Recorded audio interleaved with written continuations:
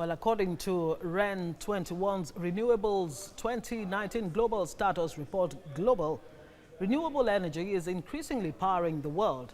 Now, the report also says erratic policy making is holding the sector back from its potential contribution to cutting carbon pollution and meeting climate and development targets. Well, joining me to discuss issues of climate change and the United Nations Climate and Development Goals is Executive Secretary REN 21 Rana Adib. Good to have you on the World Now. Well, yeah, thank you. How are fossils, talking about fossil fuels subsidies, slowing down renewable penetration around the world? Mm-hmm. Unfortunately, the situation is that over 110 countries still have fossil fuel subsidies, and the reality is that the fossil fuel subsidies bring down the cost or the price for fossil fuels in an artificial way. And even though, in particular in the power sector, but also in many other sectors, renewable energy today is the least cost option, they need to compete with fossil fuel subsidy or fossil fuels and nuclear, which are artificially at a low price.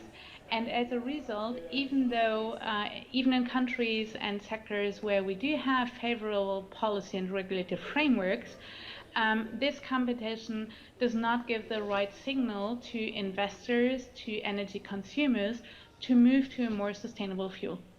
Now, countries like China have been praised for their success so far. The same cannot be said about the United States. But let me bring it from the African perspective.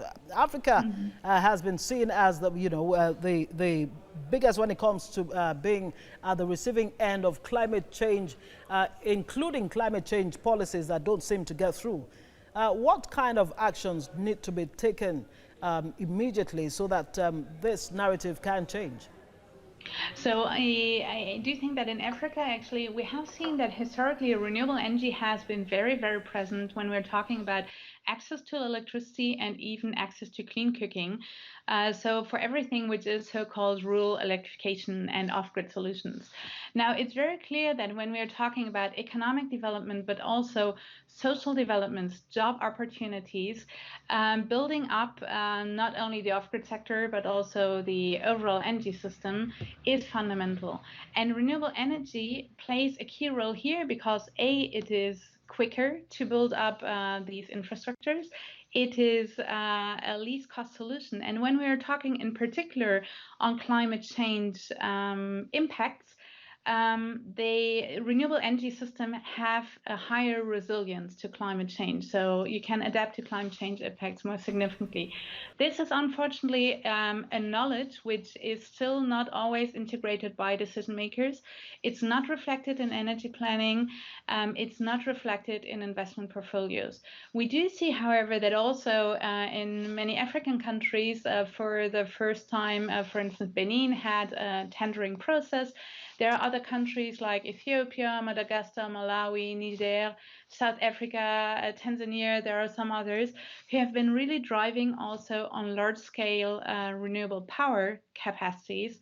So I think there is a shift. And there is also regional developments, for instance, with the Lomé initiative in Western Africa.